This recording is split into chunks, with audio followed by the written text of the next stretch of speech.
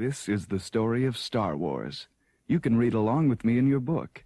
You will know it is time to turn the page when you hear R2-D2 beep, like this. Let's begin now.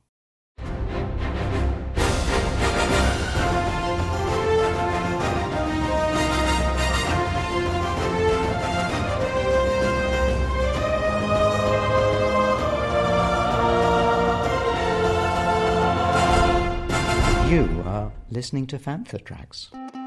It's time to spin round the rim.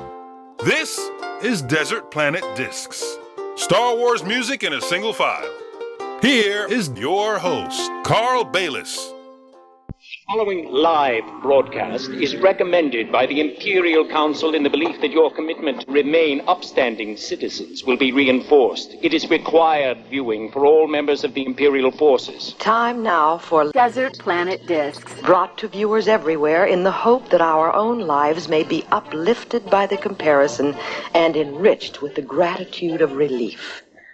This transmission is unrehearsed and unedited, and is hereby begun without further comment as to its lack of moral value.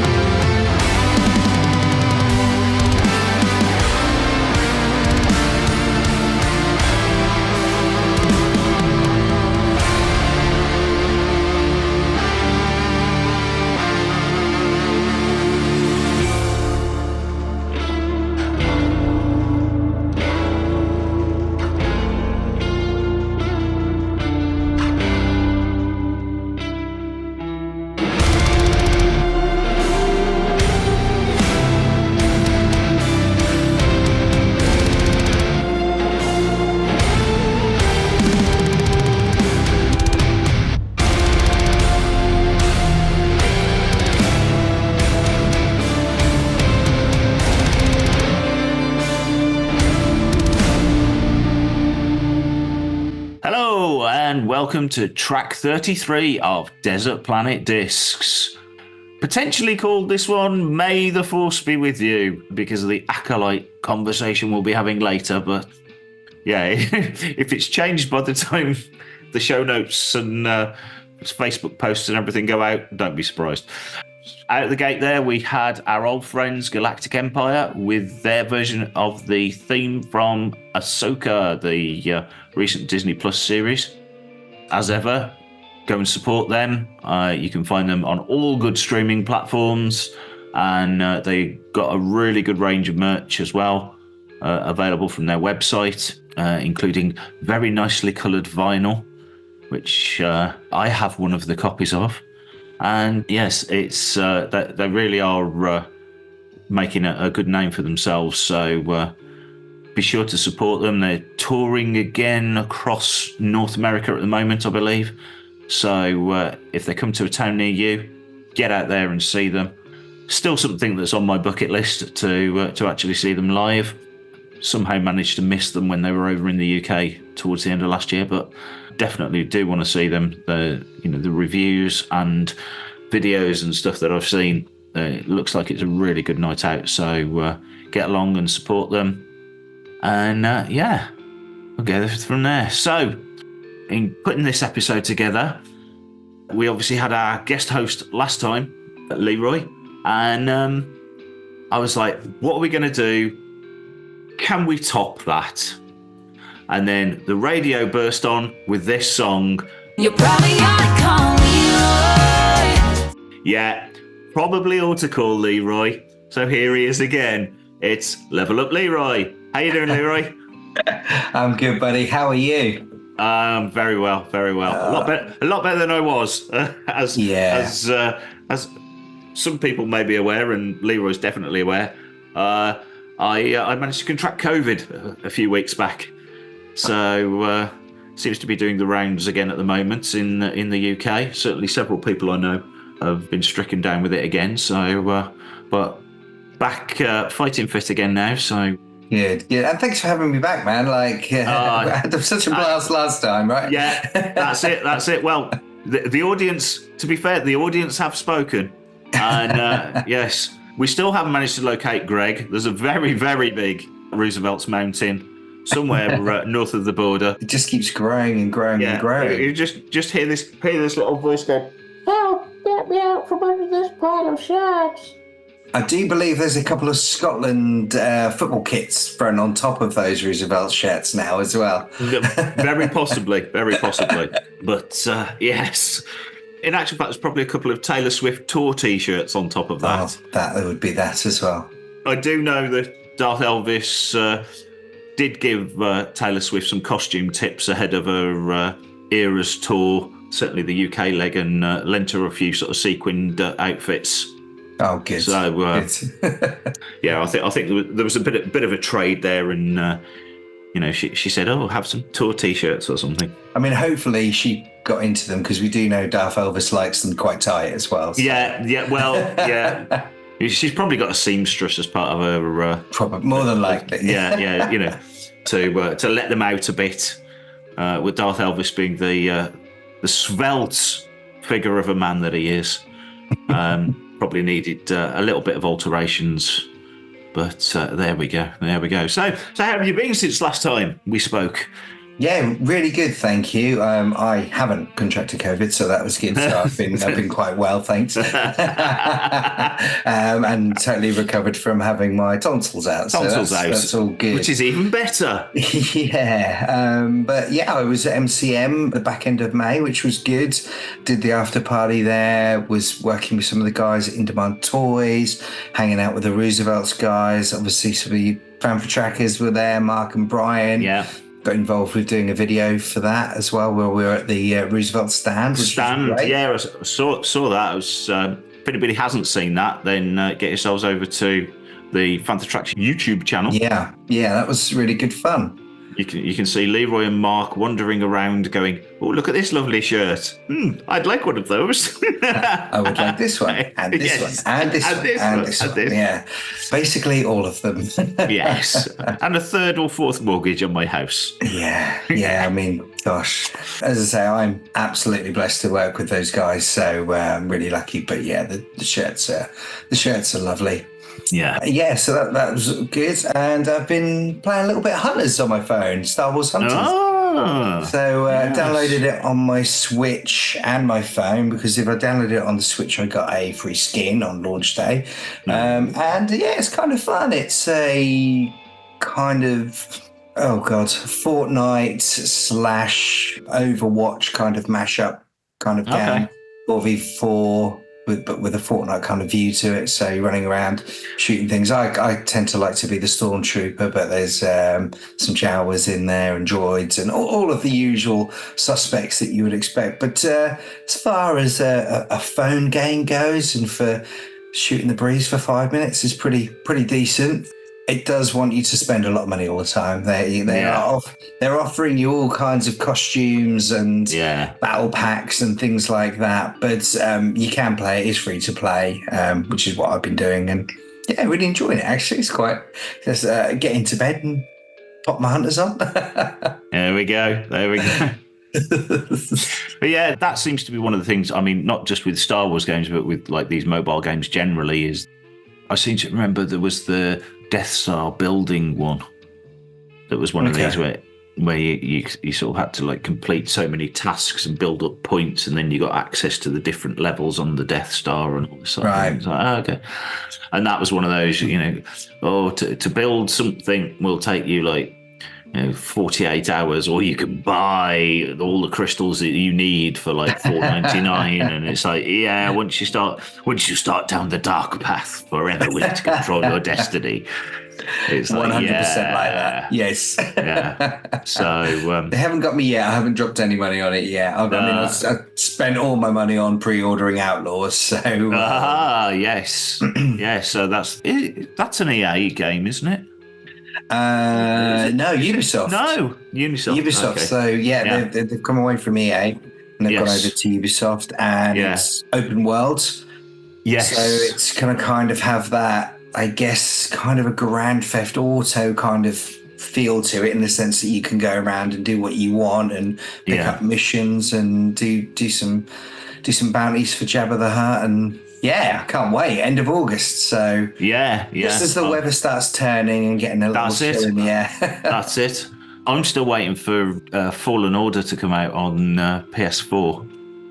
Because keep waiting. There was talk. I don't know if it was late last year or I'm pretty sure it was around. No, it was around Christmas time. And they sort of said, "Oh yeah, we're gonna release Fallen Order on PS4."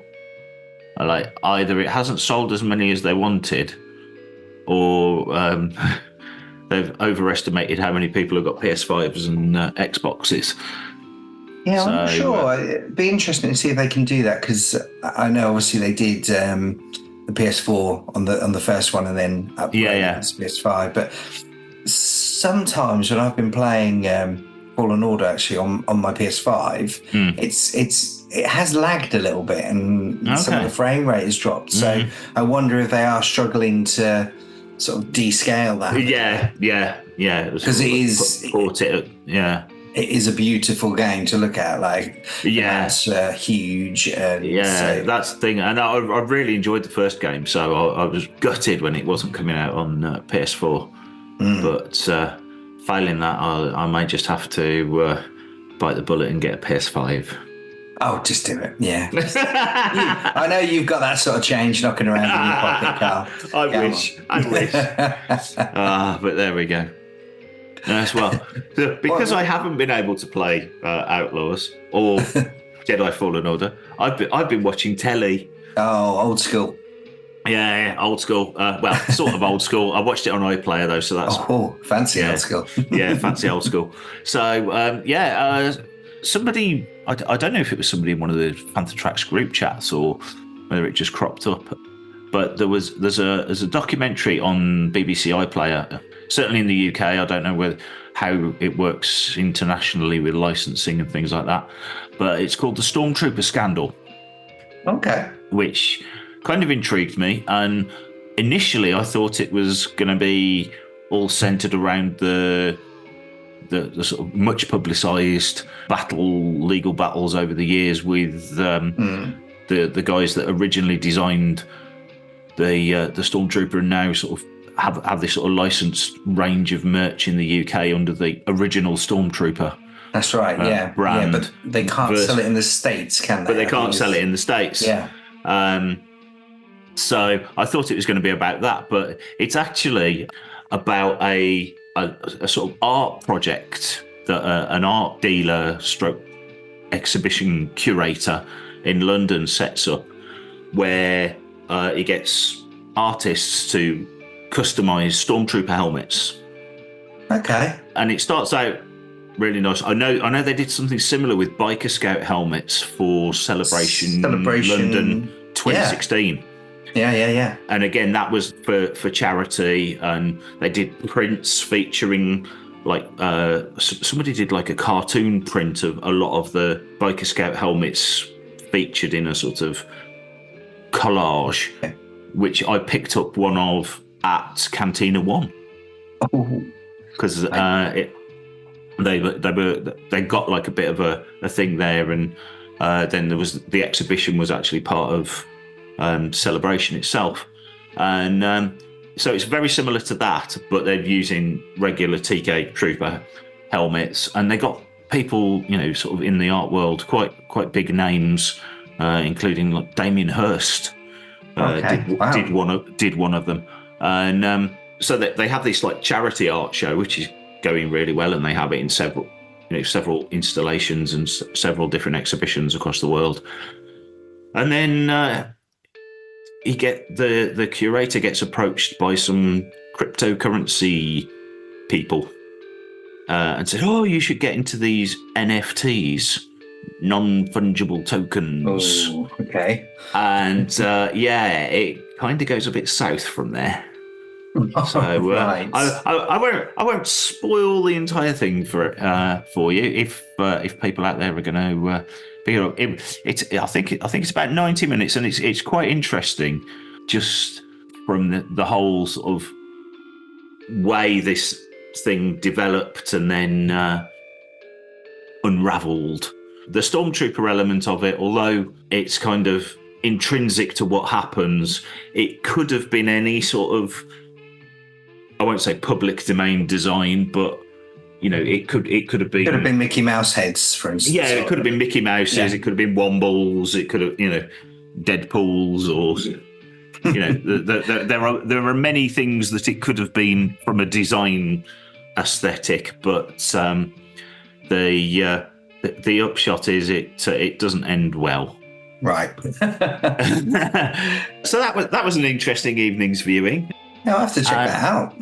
Yeah. So. As I say, it's one of those. It's more of a cautionary tale on NFTs and cryptocurrency, I think, than. But it's got that sort of Star Wars flavour to it. So and being a bit of a Stormtrooper fan, I was like, watch this. Can't be good old TK, can you? Oh, that's it. And and then other than that, I've been scouring the product releases, and we've had some lovely Lego launches, or teased Lego launches, certainly. Yeah.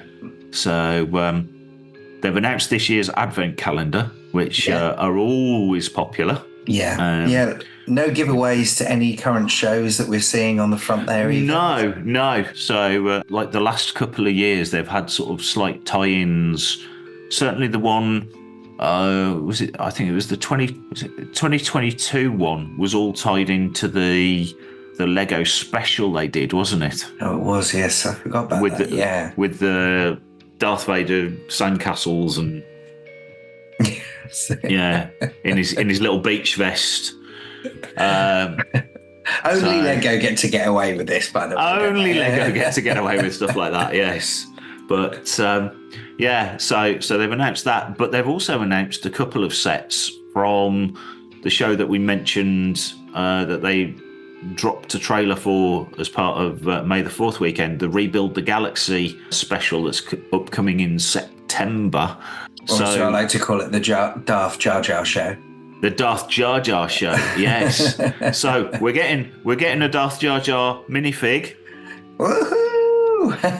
And that comes with what is being listed as the Dark Falcon. Mm. So clearly, Lego taking a bit of a nod there from Hasbro. Everybody's got a Lego Millennium Falcon. How can we possibly reinvent it? Let's make it in different coloured bricks. Absolutely. Yes. So so they've got that, and they've also got one of the other things that we saw in the trailer for that show is a TIE Fighter and X-Wing mashup. So you got like the TIE Fighter body with the X-Wings on, and then the X-Wing body with the TIE wings. Yeah. And it looks, from the pictures I've seen of it, you can actually have like a regular TIE Fighter and a regular X-Wing, or you can sort of mash it about a bit as your imagination sees fit. And that does kind of get back for me to what Lego always used to be about when I was a kid, which was not necessarily building anything to a pattern, just having a massive pile of bricks. And you build it once, then you smash it, and away you go. And then your imagination runs wild with you thereafter. Yeah, and the Dark Falcon's available on the website now, isn't it, to pre-order? Oh, right. And they're shipping from the 1st of August. Ooh. Yeah. Very nice. Yeah, so they're looking pretty good. And you can get your Beach Luke Skywalker as well as one of the figures that comes with it. Beach Luke Skywalker. Doesn't that go back to the other special? It does. You've got Darth Jar Jar, Bounty Hunter C-3PO, Darth Dev, Darth Ray, Beach Luke, and Jedi Vader. Okay. So there we go. Accessories including lightsabers and a blue milk carton, because that's what we need. everybody needs a blue milk carton. Exactly. Yeah. Unfortunately, we haven't had those or the light side, dark side Oreo cookies in the UK. No, we have not. No. I mean, I feel like looking at some of my friends over in the States, like Spencer and stuff, who we mentioned in the last show. I mean, everyone else is finding it hard. They're hard to find over there as well. Yeah. So. Yeah. But at least they're being sold over there. They're just hard to find. Yeah, at least, not They're impossible. not even being sold, i.e. impossible. Yeah. Unless you happen to have one of these American food importer stores near you. Well, I am heading to the States in August, so maybe I'll try and hunt some down and bring it back. I wouldn't be trying to bring a carton of blue milk back.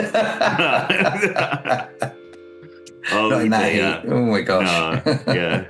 No, blue cheese. Yeah, gross. There we go. So, with all of that, we'll have a bit more music, I think. And as we teased earlier, we are going to talk a bit about the Acolyte. So, ahead of that, believe it or not, there are covers out there, cover versions already of the Acolyte theme. Yeah. Some people have been very, very, very busy and got into the music straight off and started reworking versions and doing covers, and haven't found any Galactic Empire style metal covers yet, but I'm sure they'll be along shortly. Give it another week or so. That's it. So in the meantime, this is Jamie Evans music on YouTube, and his cover of the Acolyte theme.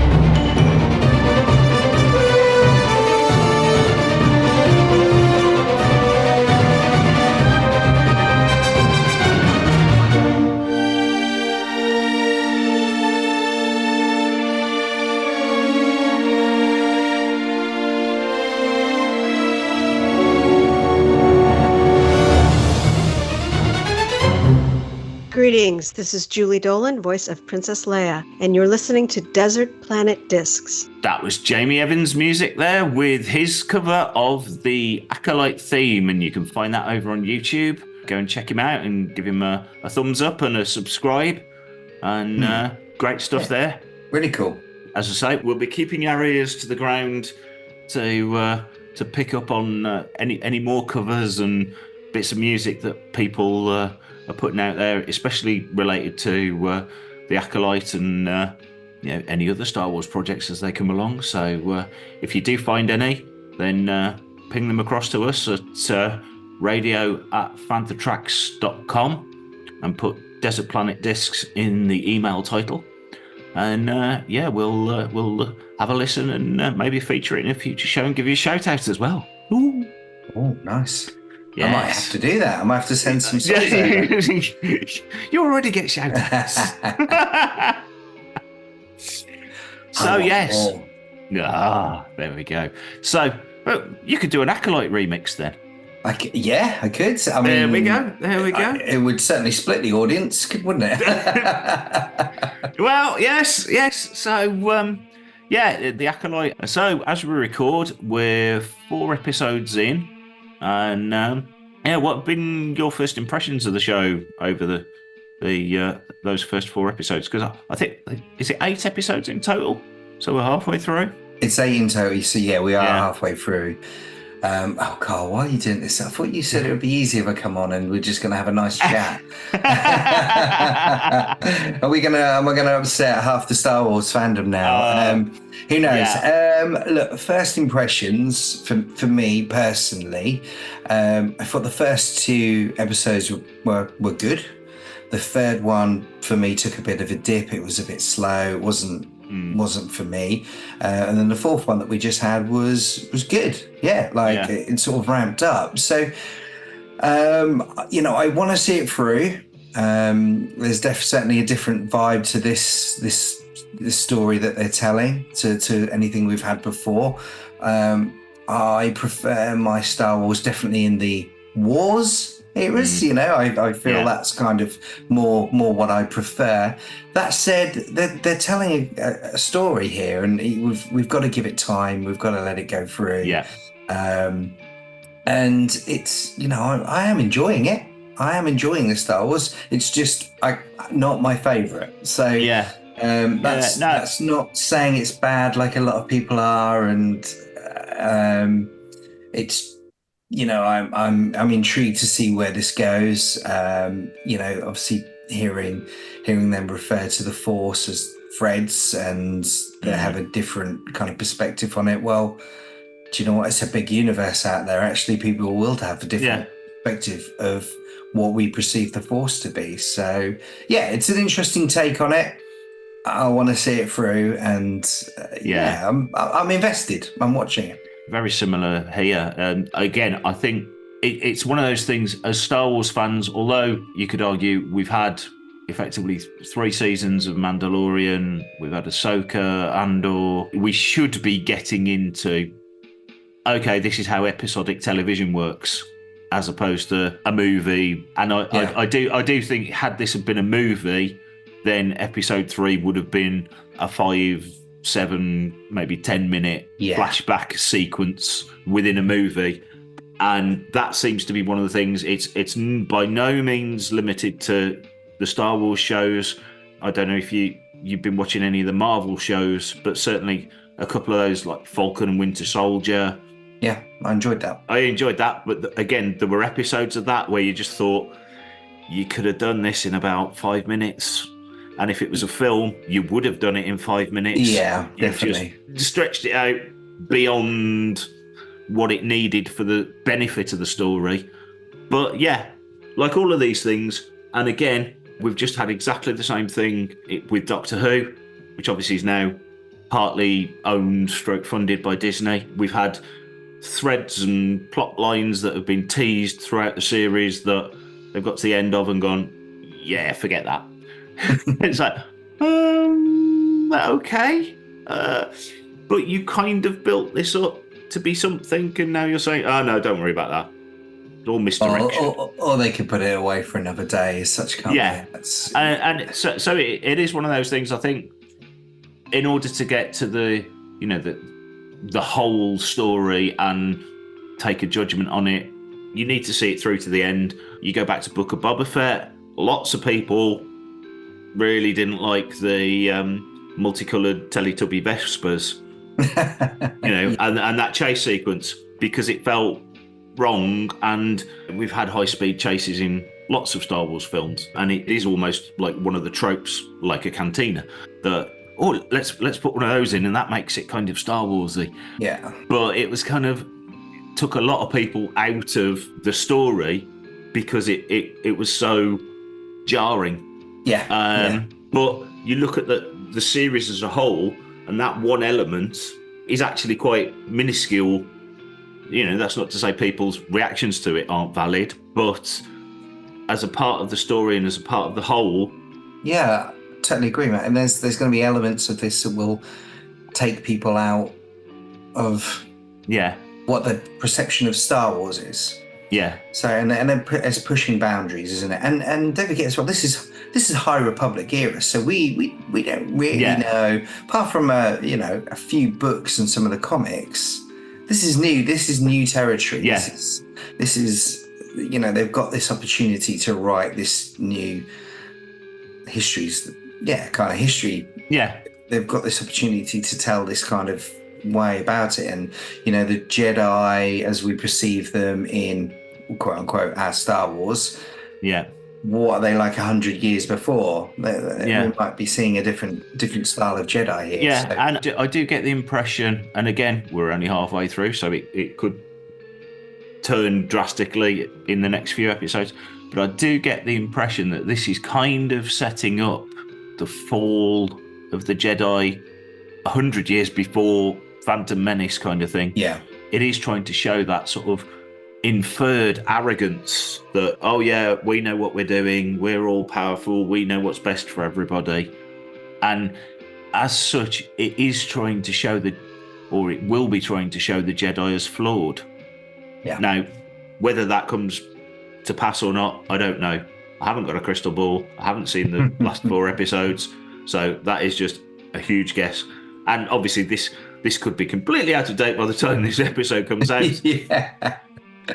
We do have behind the curtain peek. We do have another episode coming out tomorrow as we record. So, well, I literally, when I first saw it, I was like, right, Osha and May are the same person, and there's some like Luke in Last Jedi. There's some force projection stuff going on here. Yeah. And actually, maybe she doesn't even realize she's doing this stuff, and there's this force projection, and the sisters within her and stuff. And turns out, no, they are actually twin sisters. So, but predictions of what we've seen in the past, I think there's going to be a handful of massive curveballs come out of this as well. That no one is going to predict. So I'm excited to see what happens. It's a different kind of Star Wars that we're used to. Yeah. But they've got to tell a story, and we need to let them get to the end of that story and see where it goes. I mean, I really like Sol. Such a cool character. Yeah. Now, from like the original, because he made an appearance at Celebration last year. I'm pretty sure. Did he? No, I can't remember. I was too busy on the Galaxy stage. obviously, yes. Unfortunately, he didn't make an appearance on the Galaxy stage. He did not. No, I do recall seeing like a lot of they brought the characters or the actors out and were talking to them. The fact that he didn't actually speak any English. He's learned English for the whole show. Yeah, and saying basically he learns his lines by somebody recording them and learning how to say them phonetically. But it's like, wow, to see the guy delivering them, it's like you would not. Well, certainly I can't. I mean, yes, my grasp of English is loose at best, but I was really, really impressed with how he's delivering the lines. If he hasn't got that level of understanding and he is literally learning the phonetic sound of it. The fact that he's actually portraying some of the emotion that goes with that, and the wisdom in his voice. He's been through some stuff in that voice, and it's almost they're two quite different but similar characters in Obi-Wan. He's got that gravitas to what he delivers, and he's been through the wars, and he's been through it a bit, but he's also, strong with the Force, believes in the Force, and definitely believes in whatever he's being told at the moment is doing the right thing. Yeah. Whether that he's doing the right thing in the future, we find out later on down the road. Who knows with the Jedi. That's it. That's the beauty of these podcasts. They age so badly. Remember that time you said this? Oh no, he's behind it all. Oh, damn. Yeah. So on that, any characters really sort of sticking out for you? And obviously, Sol's a really good character. I'm really glad that the one good thing about the sort of flashbacks is we actually got to see more of Carrie-Anne Moss. Yes, yeah. I mean, I thought that was a criminal waste. Like, okay, 5 minutes in, you're dead. Spoilers if you haven't watched it. Sorry. Yeah, but I thought that was a bit of a oh dear. So I'm glad we got to see more of her. But I think my favourite character so far is Daphne Keane, Jackie Lon, the Padawan. I like Yord Vandar.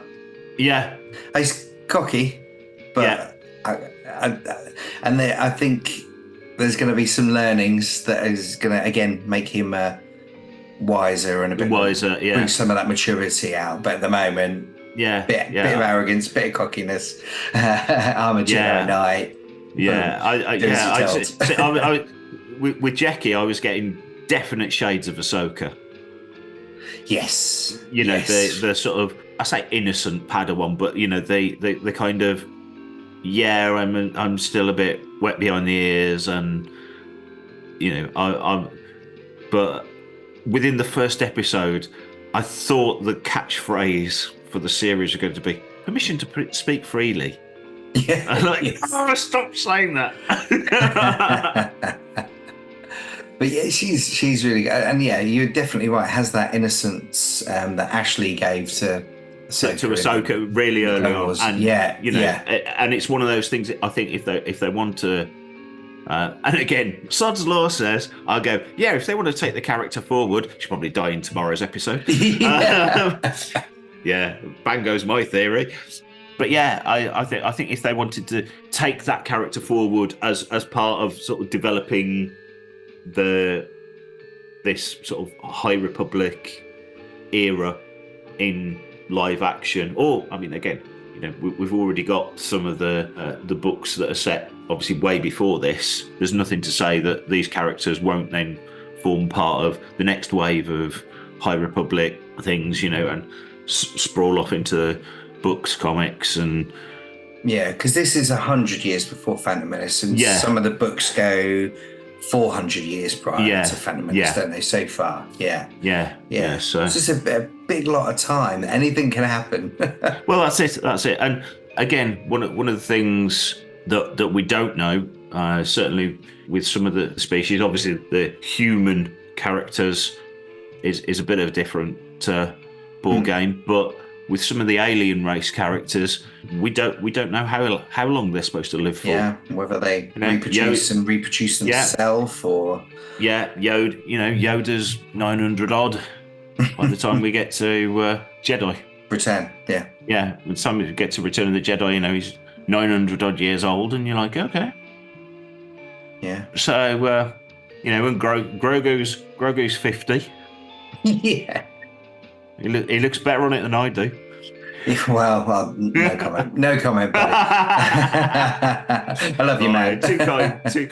But like saying about that, I literally have gone back and started rewatching Mando. Yeah. As when he's literally going in, I think that is some of the best Star Wars that we've had in a long time. That first season, those first few episodes. But when it's like, well, where's the pack? He's supposed to be 50, you know, and it's like groggy there. It's so much fun. So as I say, I think there's promise for some of these characters, as long as they make it out of the series alive. And again, I think that is one of the cool things with going to completely brand new characters and a new era is we haven't got there's no jeopardy because they all get out alive because they're in the next film. They're in the film, yeah. Obviously, there's one glaringly obvious character that we know gets out of this lot alive, as we saw. Do we know how they die and reproduce? We don't know. Well, exactly. Could it be clones again? Exactly. Yeah. Could that be where the whole series goes? That there is some Jedi cloning plant, or who knows? We shall see. And by the next time we record, we'll no doubt be able to shed a bit more light on it, and we'll look back at these theories and go, hold our heads in disgust. Oh, there was me. How did we not see the obvious?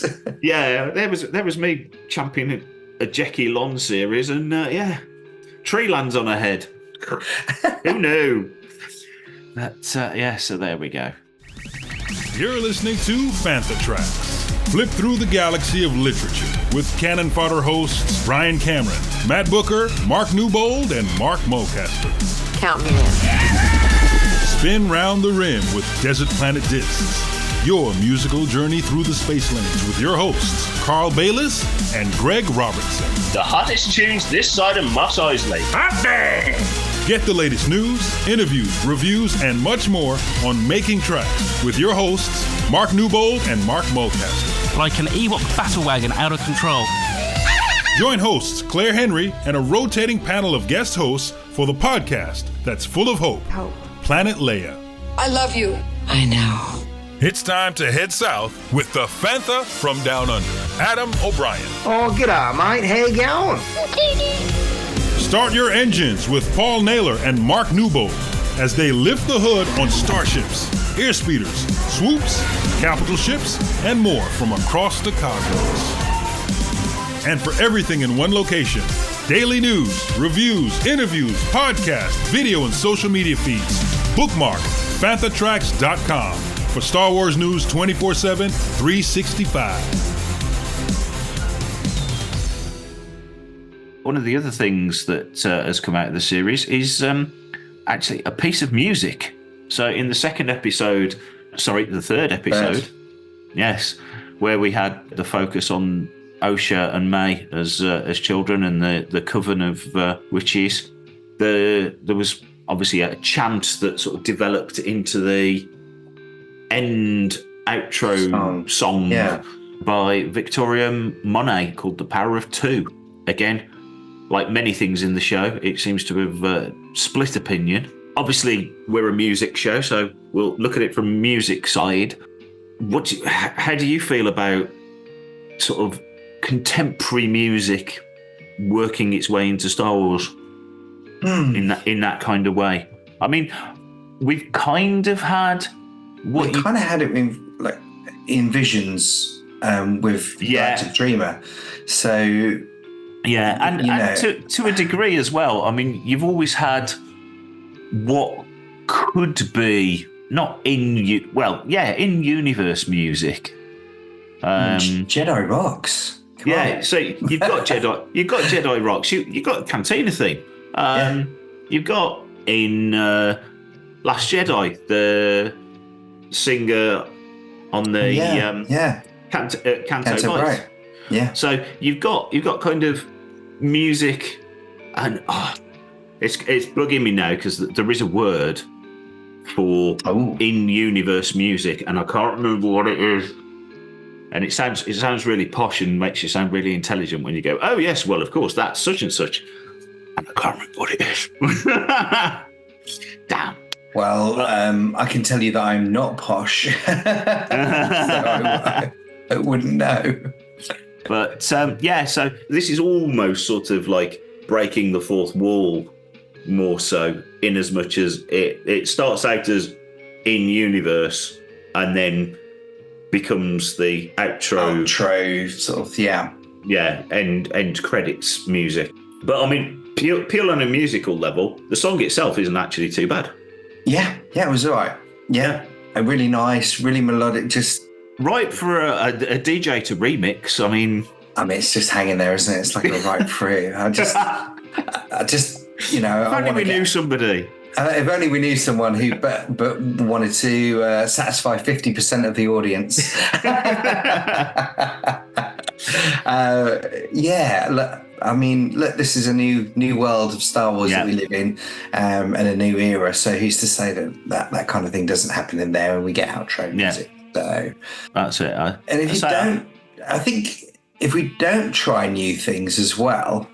It's a nice piece of music, but if we don't try new things, it's getting old, it's getting stale, nothing new's happening.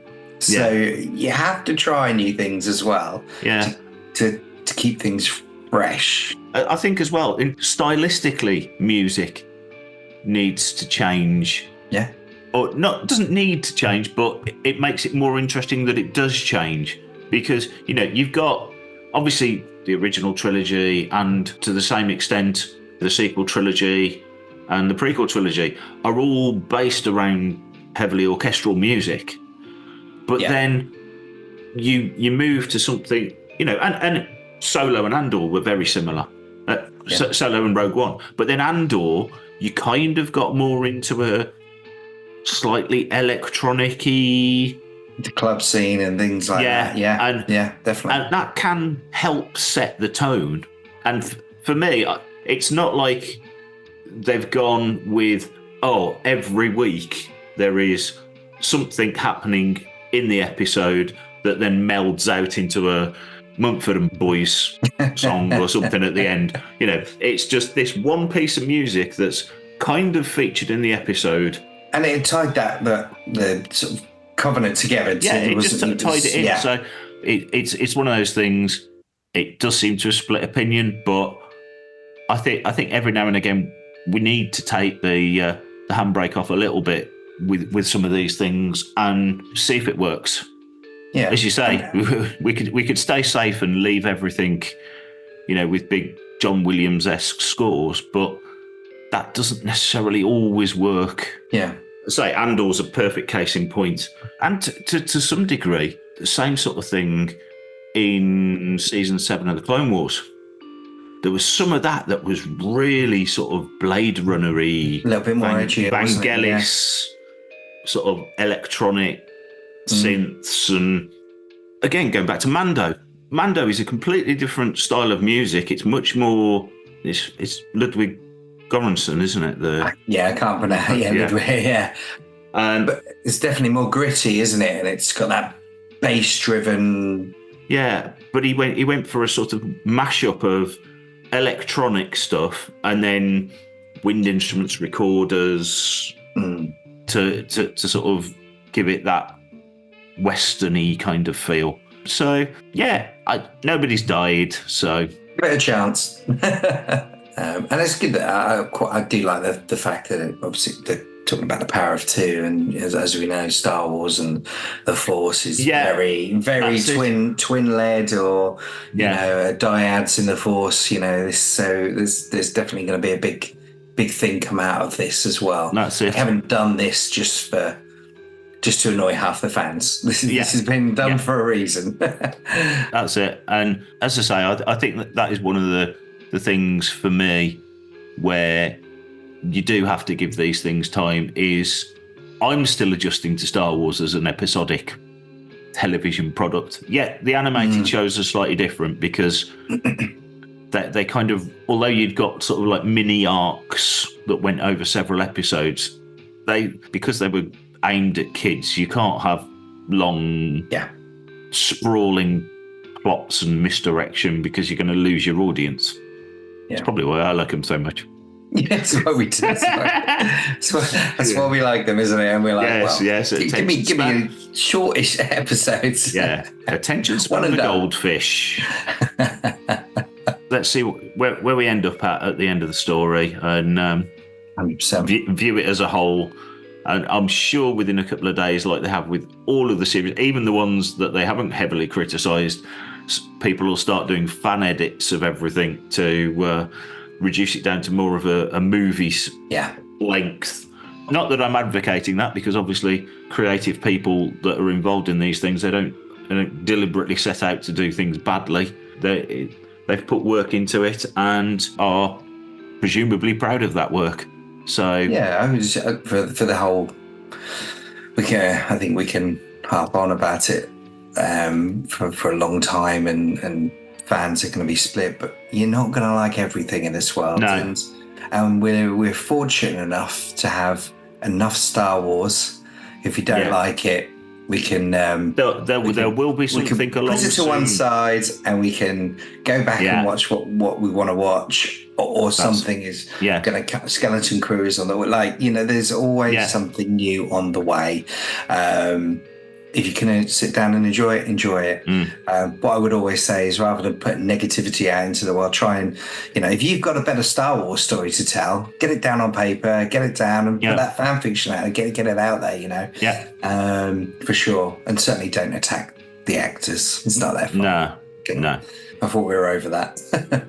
Yeah, the other thing with that is you see how that goes, and again, talking about things aging badly, we're sort of 25 years on from Phantom Menace, and everybody's now lauding Ahmed Best as what he's brought to Star Wars and how important he was, and his character that came into Mando, that was also the Jedi Master on the kids' game show that they did. Yeah. And there are real stories of hardship and being victimised by the fan base can take people to. So it's all too easy for people to criticise from behind a keyboard and just go, oh well, they're paid enough to deal with it and whatever else. And as many people have said, and unfortunately we'll probably have to continue to say, just be kind. Yeah. Well, there we go. People who are also kind are Hasbro. They're not kind to my wallet. Well, no. Yeah. They're kind to their shareholders. Yes. and by them being kind, it makes us kind because we help those shareholders. We help those shareholders buy their 15th house, large swimming pools and everything else. So because we need another retro collection in our life. We need more retro collection, and luckily for us, the Acolyte retro collection 6-pack has been announced. Yeah. So as we, I think we talked about it in the last episode. The retro collection obviously is the very, very retro Kenner style figures from the 70s, but they've been bringing some of the newer properties. Yeah, it's basically the vintage collection if molds hadn't improved. Yeah. So your 5 points of articulation and sort of looks vaguely like the character. So we've got an Acolyte retro collection announcement, which is going to feature Mother Anisea, Jedi Knight Yord Fandar, May with brackets assassin. Yeah, Jedi Master Sol, Osha Anisea, and Jedi Padawan Jeki Lon. Yay! So if anybody has that and doesn't want their Jeki Lon, send it to me, please. Yep. But if they bring Jeki Lon out in Black Series, I shall be pre-ordering.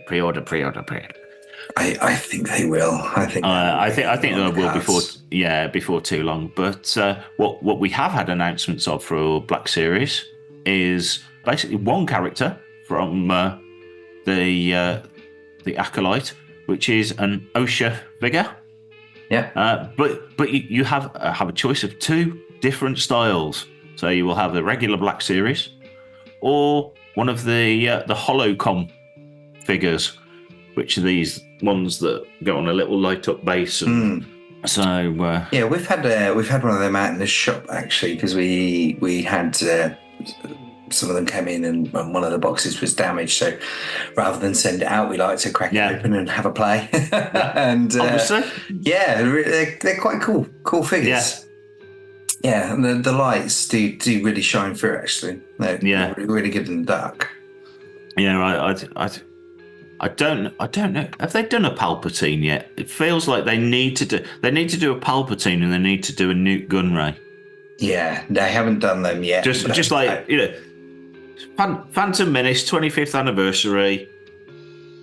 Yeah, I don't know if they've done a Newt Gunray figure for years at all. I don't know if they've done a Newt Gunray Black Series.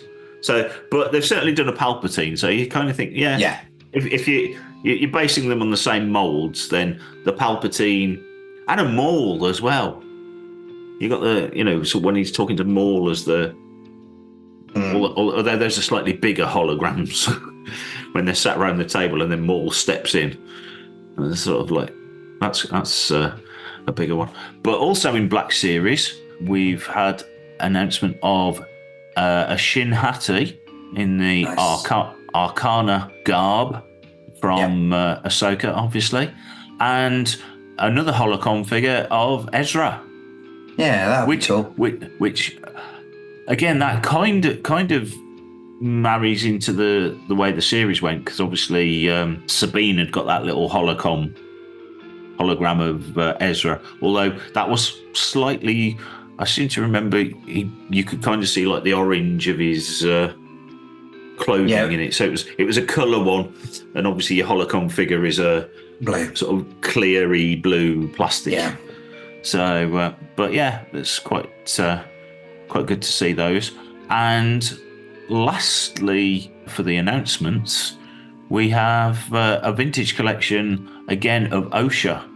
So they sort of announced this wave of Acolyte figures, but mainly seem to be focusing on OSHA for most of the ranges so far. Whether that's going to expand out, we shall obviously wait and see.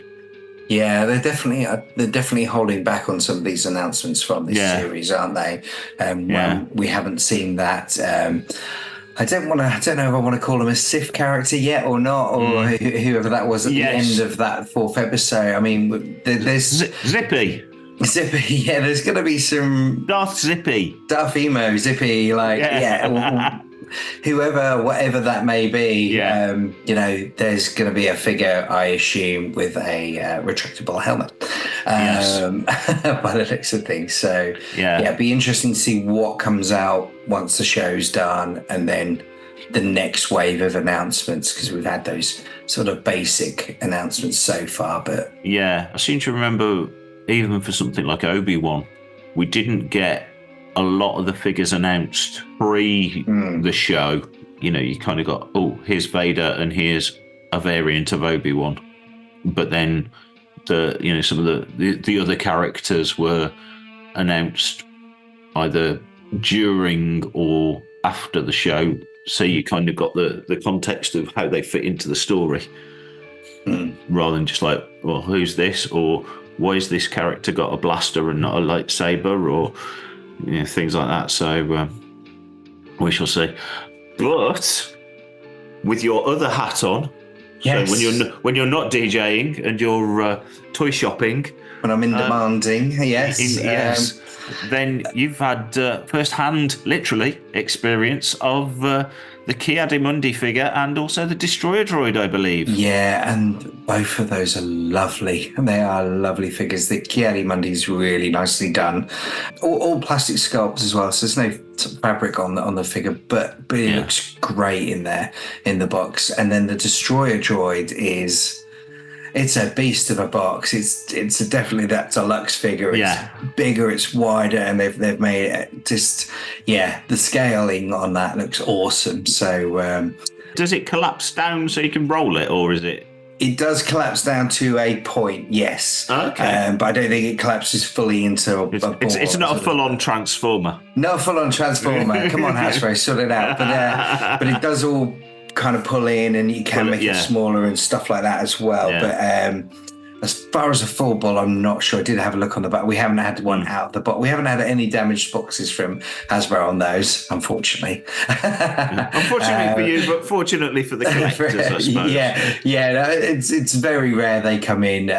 But like say, we had like a one-off Ahsoka figure in the Holocron thing, so we're like, oh, let's crack it out and have a look, and it was awesome. But the Destroyer droid is. Yeah, I think it's on my shopping list, should we say. There we go. Right. Well, I think having waxed lyrical about so many things, I think it's about time we had a bit more music. We need a breather, yeah. Yeah. So next up, we have our good friends Ash, who are still out on the road, still celebrating their 30th-ish year, and obviously they're well famed for this particular piece.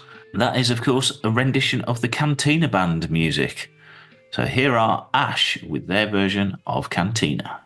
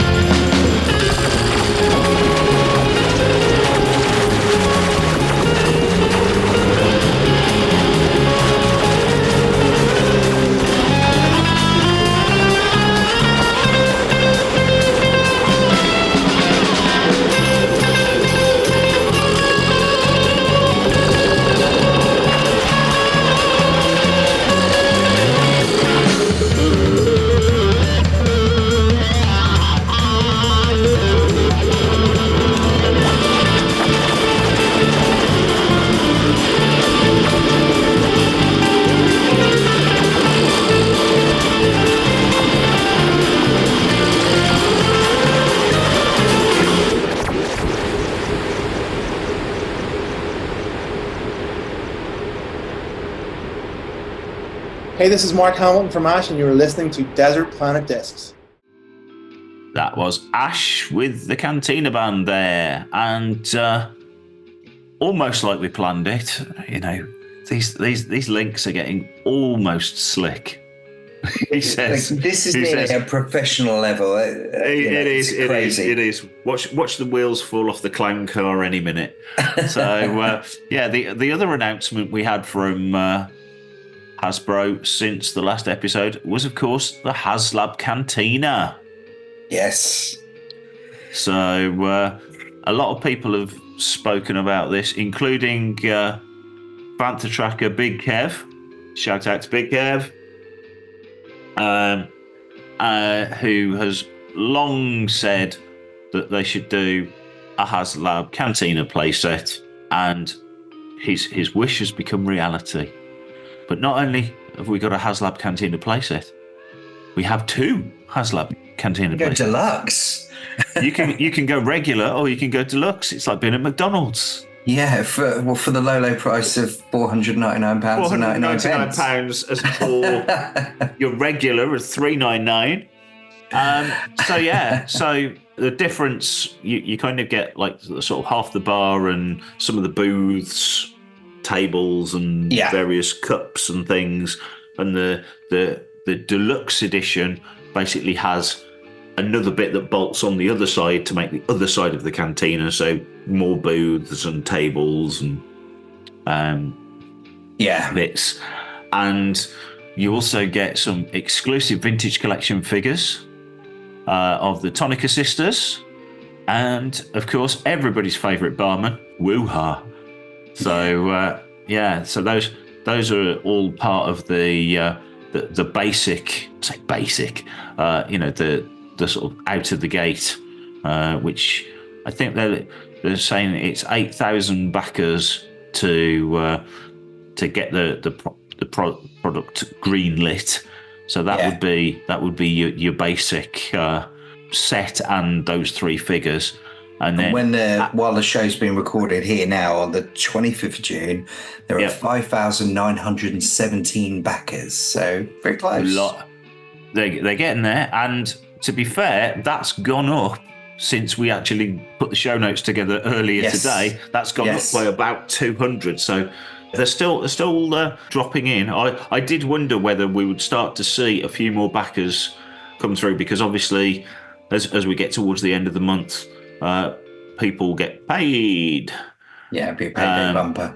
So I did wonder whether we might get a bit of a spike following payday, and a few more people would start to back it off the back of getting this month's money in. Yeah. So fingers crossed, because regardless of your views on these HASLAB projects, I think to have 2 failed HASLABs, obviously the Rancor never hit its funding goal.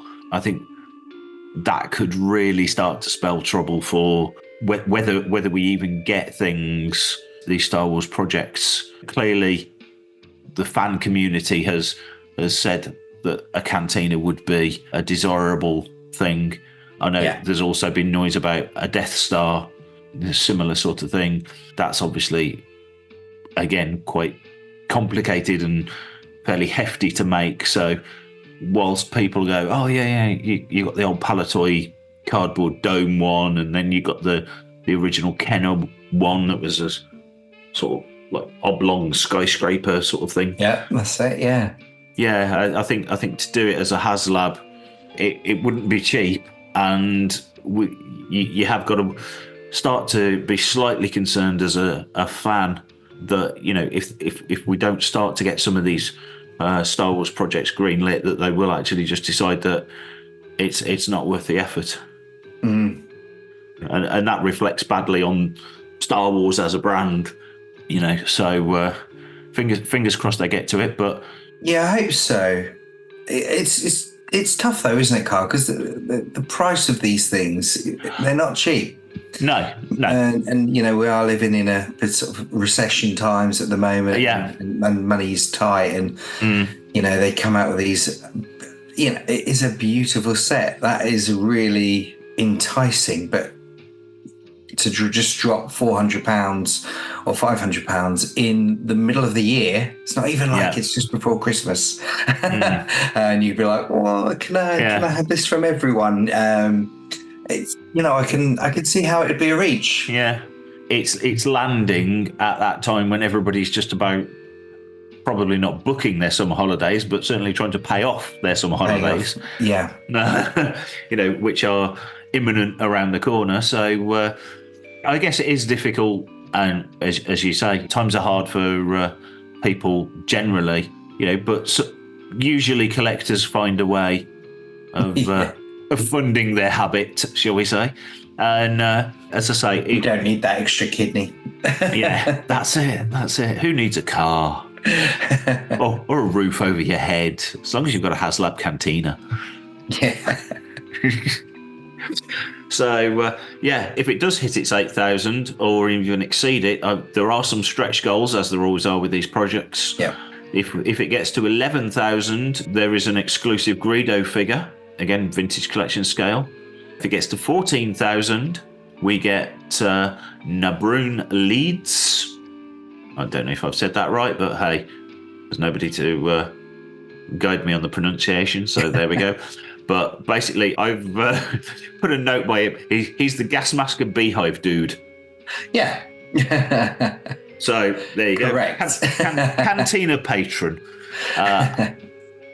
If it gets to 17,000, which is the top stretch goal, we get Aliel Schuss, who I've also noted there is werewolf dude. Yeah. So it's like we used to get, Walrus Man and things like that as the actual character name. Yeah. I think we should go back to those. Giving them actual in-world names is, it's overrated.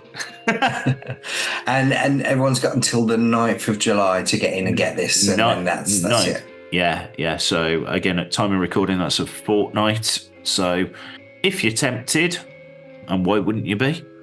If you're into your vintage collection, then as Leroy said, it is a lovely looking set. I'm just thinking, from the last HASLAB, has the ghost actually arrived yet? I'm not sure that I've heard anyone's had it yet.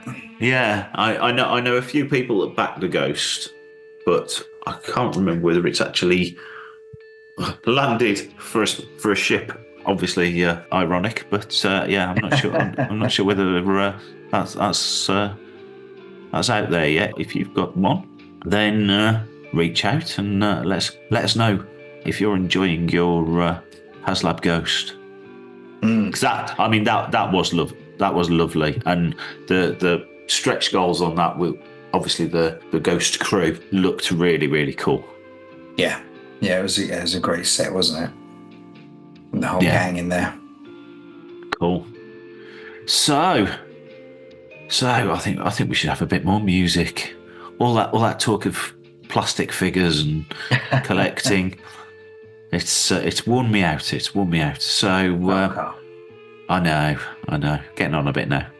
But so we have a track now, a Yub Number remix by a new artist, a young chap by the name of LevelUpLeroy. Oh, not that guy again. Ugh. Yeah. Yes. So this indeed is your Yub Number remix. Tell us a little bit about putting this one together. This one was put together while I was in hospital. After I had a few complications after having my tonsils out, and I was in hospital, and it just hit me, and I had to do a Yub Number remix.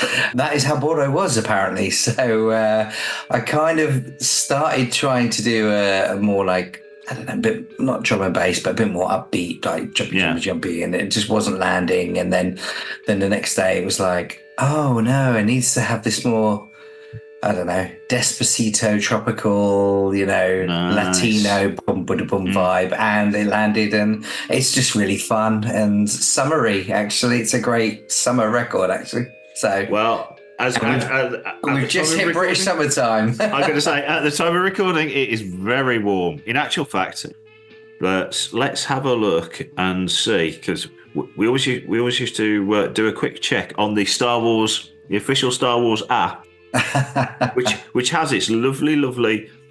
Now, this is actually really, really cool, and I'm gonna show you this.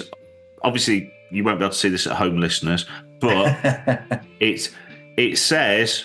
Is that Endor? It's 19 degrees, feels like Endor. There we go. What more could you ask for? So it's currently 19 degrees, which obviously isn't that warm, but feels like Endor. Here's LevelUpLeroy with the Yub Number remix.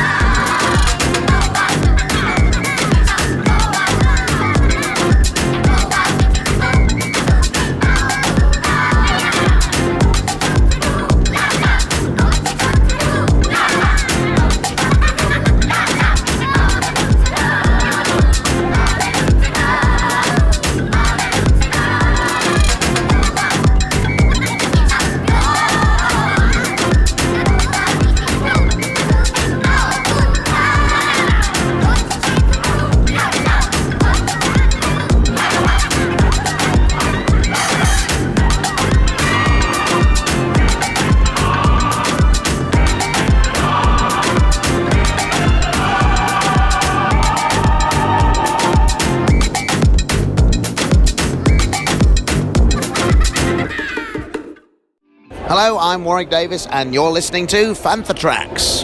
So that was Leroy there with his Yubnub remix. I still can't get over the fact that the Star Wars app says it feels like Endor. That's just serendipitous, I think. It's the show with the seamless links, and that's incredible.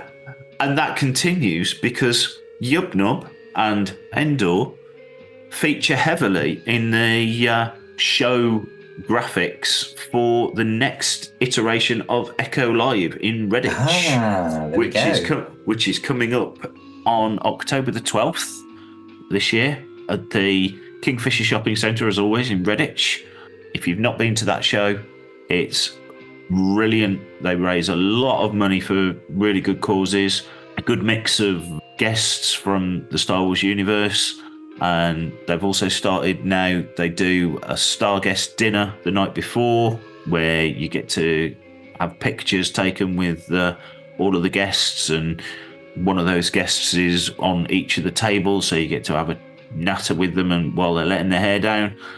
And then the main event on the Saturday, great vintage collecting fair, although there's obviously traders there with a lot of modern collectibles and figures as well, anything and everything. And yeah, it's really good fun. The guests are there obviously signing as well and meeting fans and chatting. There's usually loads of cosplay, as there is at any Star Wars event these days. So a really, really good day. There are early bird tickets which allow you to get into the show before the sort of general opening to the public, which I think is usually around 10:30. And then it's free to enter. So if you're looking at snagging that vital piece for your collection, I would strongly urge that you get yourself an early bird and get down there earlier than the early bird opening, because the last few times I've been, the queue for the early birds snakes around the shopping centre and freaks out the general public of Redditch to a very great degree. And you can get a steal on your fellow collectors to pick up that elusive piece for your collection. Yeah, I would really love to go to that show at some point. I mean, I wouldn't bother trying to pick up a Zuvio because they'll have all been taken up by the curator. Definitely, yes. Mr. Keeler is undoubtedly, if you see somebody looking very, very happy in a very loud shirt whilst buying Zuvios, you have met Martin Keeler. The Martin Keeler. The Martin Keeler, yes. There is only one, we think. I mean, certainly gets about. I wouldn't be surprised if there was some cloning going on. Yeah, there could be some clones out and about. But yes. Yes, not only do we have Echo Live coming up later in the year, but just around the corner, literally in a couple of weeks, we have London Film and Comic Con. Between the 5th and 7th of July, which is, I believe, back at Olympia. Yes, I think they're back in there now, aren't they? Yeah. So that's always a really good show. Again, loads of Star Wars guests, and indeed the Star Wars zone that they've started putting on in the last couple of shows is being run by none other than Fantha Tracks. There we go. So get yourselves down there, see what we all look like in person, and then run away screaming. And there will undoubtedly be lots of exclusive merch and freebies and things being handed out, and competitions, as well as guests interviews being hosted by various members of the Fantha Tracks team. So if you want to get down and see some of those Star Wars guests getting a proper grilling from the Fantha Tracks team, then LFCC is the place to be. Talking of upcoming events, I think we sprung this on Blues Harvest last time. So hopefully you've had a chance to speak to them and tell them properly this time. Yeah, I forced myself on all the gigs. yeah. So Blues Harvest are playing the Ferret in Preston on the 19th of July, and they have a special guest. They certainly do. Special guest DJ. Yeah, special guest DJ. That Level Up Leroy chap again. There we go. So he'll be playing that Yubnum remix live. 100%, yes. For your delectation. That means I've got to make the video, actually. I need to get on to that. More work. Yeah. Ewok drum roll around the Stormtrooper helmets. Absolutely. There we go. As long as they're not those art ones from the Stormtrooper scandal that we talked about earlier. Whoopsie, Link! Oh, it's like one of those comedy shows where they've been trailing something and then it comes back at the end. or I could take the ones from Cantina too that Ash had on stage with them as well. That was awesome. It. Ewok drum solo. That was so many highlights from that night. But yeah, that was being a drummer. That was one of my favourites, certainly. That was an incredible night. Yes. And for those of you that are a bit further afield, across in the US, our good friend Spencer is putting on another Boonta Eve event. So I know you and I were both at the event before Celebration in London. It was what a great that was brilliant. And I actually somehow, on about 3 hours sleep, managed to get through the event in Anaheim the year before. Which is the first time I'd been to a Boonta Eve, and it was absolutely brilliant. Hopefully they've got Alderaan Idol, the karaoke competition, going again. It's so much fun. Because that was just amazing fun, both in Anaheim and London. So it's been billed as Boonta Eve, the Galaxy's Most Wanted, and that is happening on the 30th of July this year at Big's Bar and Grill in Fullerton, California. Man, I wish I could just get to that. That'd be awesome. Yeah. It's almost a pie. It's almost worth just flying out for that. Not even booking a hotel, just go to that.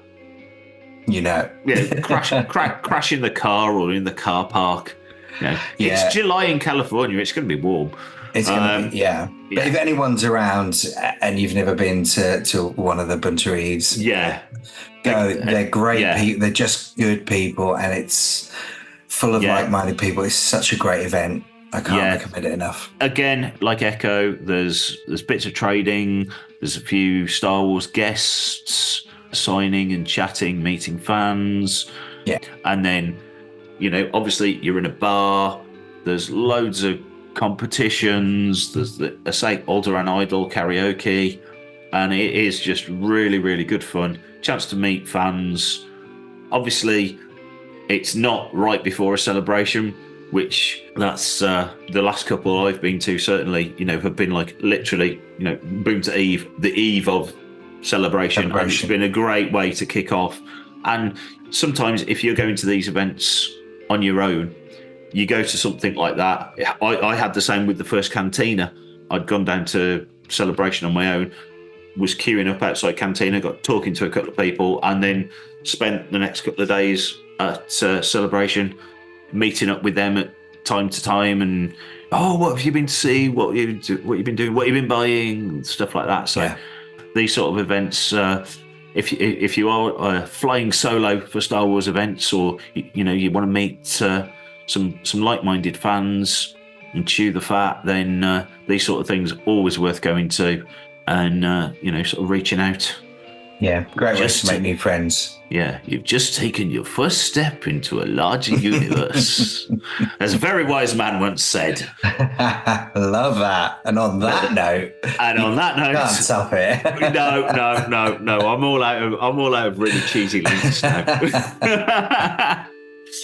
So that does actually bring us to the end of the episode. I'd like to say massive thank you again to you all for listening, and huge thanks to Leroy for stepping back in again as thanks for having me. Guest it's been host. Awesome. Yes, we shall watch your career with great interest. Yeah. I just did that in an Obi-Wan-ish voice, and I then realised it was Palpatine. So it's all gone wrong now. There we go. Rubbish. It's late at night. We're all tired. You've just got over COVID. We'll let you off. That's it. I'm cancelling myself now. So, until next time, maybe tomorrow we'll want to settle down. Bye. Bye.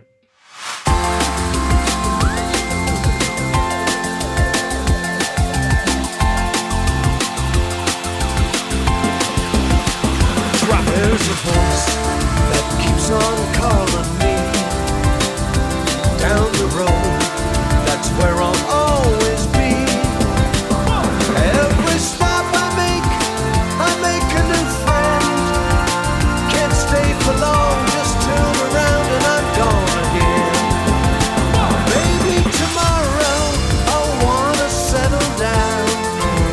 Until tomorrow I'll just keep moving on.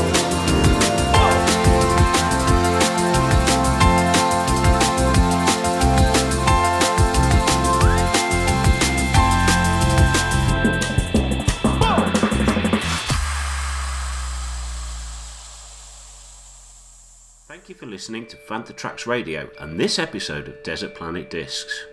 For all your Star Wars news, reviews and everything else, head over to fanthatracks.com, or why not like, follow or subscribe to our social media pages, which can be found by searching Fantha Tracks on your favourite channels. Get in touch with us by emailing radio@fanthatracks.com and putting Desert Planet Discs in the subject line. It helps the pit droid sort out where it needs to be sent. Of course, we'd be honoured if you subscribe to the podcast channel and leave us a review, preferably a 5-star one, via Apple Music, Amazon, Audible, SoundCloud, Spotify or wherever you get your podcasts. Subscribing is the best way to make sure you never miss an episode of Desert Planet Discs, Making Tracks, Planet Layer, Start Your Engines, Collecting Tracks, Fantha from Down Under and Cannon Fodder. Weekly Making Tracks shows drop every Tuesday at 7 PM UK time, and other shows drop on a rotation every Friday at the same time, 7 PM. If you'd like to see what we look like, then don't miss Good Morning Tatooine on Facebook, YouTube and Twitch every Sunday at 9 PM UK time, 4 PM Eastern and 1 PM Pacific. Huge thanks to James Semple for the Fantha Fair intro, and Mark Daniels and Vanessa Marshall for our voiceovers.